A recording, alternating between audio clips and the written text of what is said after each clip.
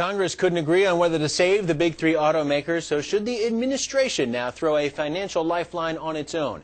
Joining to discuss that, former Michigan Senator Don Riegel, who was the lead sponsor of the Chrysler Loan Guarantee Program back in 1979. He's Vice Chairman of Government Affairs at APCO Worldwide here in Washington.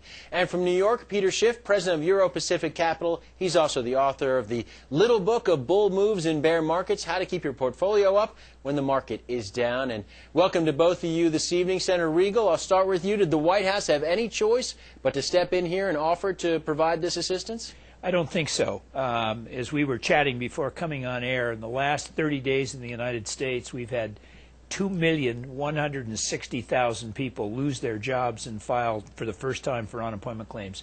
I don't think even yet the country understands how serious the unemployment problem is.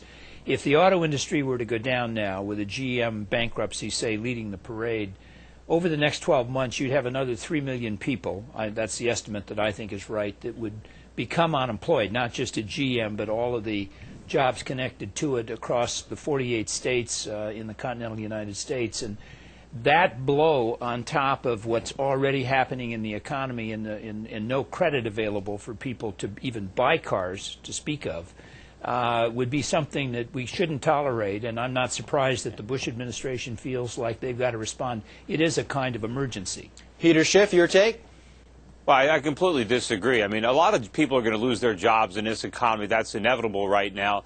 But the problem is if we prop up companies like General Motors and Chrysler, we're going to prevent people from getting viable jobs in the future. You know, and part of the whole credit problem is the reason that Americans can't borrow any more money to buy cars is because we're broke. You know, Americans shouldn't be buying more cars. We have plenty of cars. We need to find a way to make cars profitably and export them to people in other countries who can actually afford them without going deeper into debt. But I think a bigger problem is the legality of all this. What really bothers me is not the bad economics, but nobody is questioning the congressional authority. You know, where in the Constitution does it say that Congress can bail out private companies, guarantee the debt of private companies, buy stock in private companies, loan money to private companies? And now, not only has the Senate done the right thing in rejecting it, but now we have Henry Paulson, who's going to take the TARP money that he got under false pretense, and now he's going to override Congress, and he's going to bail these companies out anyway. I mean, imagine how you'd feel if you're a senator and you actually got conned into voting for the TARP, but you voted against the bailout, and now you're having that TARP money used to bail out the companies that you had the good sense to let go under. Let me let Senator Riegel jump in on that. It's very interesting. If you take the roughly $770 billion of the TARP, the amount of money they're talking about for the auto industry against the $770 billion yesterday was $14 billion. It's a tiny fraction of the amount. It's still taxpayer. That's just a camel's nose. I understand. Senator, no, let me just finish, Peter. We did this with the Chrysler loan guarantees. Obviously, we have a legal authority to do it. We did it then. It worked very well. Well, no, it was illegal then, and it's illegal now. I think the authority is there, and I think the reason we have a government and the reason you have a president, and thank goodness, you know, we have one that's now showing some activity on this particular issue, is if you get a global meltdown, if you get a true economic crisis taking place, and I think we have one. I think this is by far the most serious problem we've had since the 1930s.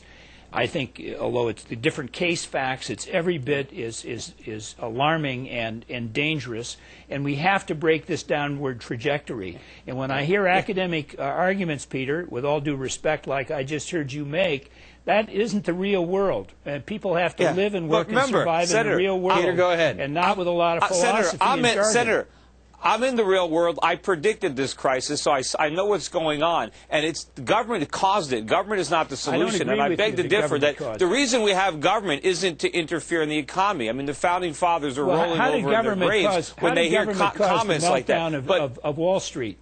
How was government responsible for the meltdown of Wall Street? Because it was the Federal Reserve. It was the Federal Reserve that brought interest rates down to 1% and gave them all this cheap credit. It was the government that created Fannie and Freddie that gave birth to the housing problem. Yeah, well, what did AIG, do with the money? And what did Lehman do with the money? Let me jump in here, Peter. I want to pick up on something here because there are some people out there suggesting that the government stepping in here can actually force the kinds of concessions and changes in the auto industry that some people say have been long overdue. Why are you so convinced they can't can't do The market would force that. What the government's going to do is prop it up and make possible. And, you know, they're talking about 14 or 15 billion. That's the camel's nose under the tent. This is going to be hundreds of billions before it's finished. Well, Senator, how about that? This is going to be a lot more than 14 billion. It'll be more than 14 billion. It will not be hundreds of billions. And I think, sure it will. I think you do have to get over the next people 5 around or the 10 table. years. I think you do. The president right now has the authority to do that. We only have one president at a time. No, they don't have the authority. They might do it, but he doesn't.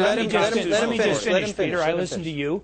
The president could convene the people around the table that have to be brought to the table, which we did in the Chrysler loan guarantee situation. That's not just the workers in the companies. It's the creditors. It's all the other parties of interest who will have to make concessions, have to agree to make changes, but you have to do it in a basis of a very short period of time. If you go into a bankruptcy situation right now, it's going to be like a cardiac arrest through this whole supply chain. And because the two biggest high-value added items that people buy now are houses and cars. And so if you cripple both of those industries at the same time, we'll turn this recession into a depression, and we can do that. And the purists will argue for that. Peter, go ahead. But that's not a smart answer. It's not in the national interest. They're already crippled. Remember, Americans, for the past 5 or 10 years, we bought too many cars, we bought too many homes, we bought cars and homes we couldn't afford, and we're deep in debt as a result of doing it. We need to concentrate on making things and exporting. We don't need to buy more cars. That's the problem. And if we're ever going to have a viable manufacturing industry in this country, particularly for automobiles, the government needs to get out of the way. We need to let these companies restructure, and only the free market will restructure them competitively. We've so just seen the free market, Peter. We've watched the free market work on I'm going to have to jump in here. Very well. Peter Schiff, Don Riegel, thanks to both of you. Very healthy discussion here on Money and Politics. We're back in just a moment. Stay with us.